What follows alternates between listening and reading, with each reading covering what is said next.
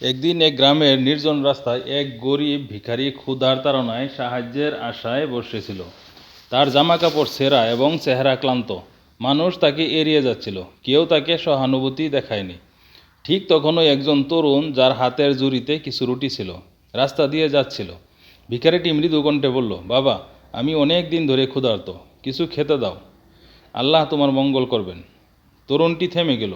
সে তার ঝুড়ি খুলল এবং একটি রুটি বের করে ভিখারির হাতে দিল। ভিখারির চোখে আনন্দের ঝিলিক দেখা গেল। তিনি খাবারটি গ্রহণ করে বললেন, আল্লাহ তোমার রিজিক বাড়িয়ে দিন, তোমাকে সুখে রাখুন। বছরের পর বছর কেটে গেল। সেই তরুণ তখন বড় হয়েছিল এবং তার জীবনে অনেক সফলতা পেয়েছিল। একদিন একটি জনপদে ব্যবসার কাজে গিয়ে সে এক গরিব বৃদ্ধাকে দেখতে পেল। বৃদ্ধার চেহারা তার কাছে খুব পরিচিত লাগলো।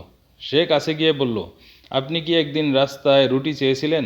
বৃদ্ধা চোখ ভরা জল নিয়ে বলল, হ্যাঁ, আমি একদিন একজন তরুণের কাছ থেকে একটি রুটি পেয়েছিলাম। আমি তার জন্য আল্লাহর কাছে দোয়া করেছি। আজ আমি প্রতিদিন যে খাবার পাই তা মনে হয় আল্লাহ তার দোয়ার ফলস্বরূপ দিয়েছেন। তরুণটি বুঝল, আল্লাহ তার দানশীলতার জন্য জীবনে বরকত দিয়েছেন। এই ছোট গল্পটি আমাদের শেখায়, কারো প্রতি দয়া দেখানো কখনো বৃথা যায় না। আল্লাহ ছোট্ট একটি ভালো কাজেও অনেক বড় পুরস্কারে পরিণত করেন।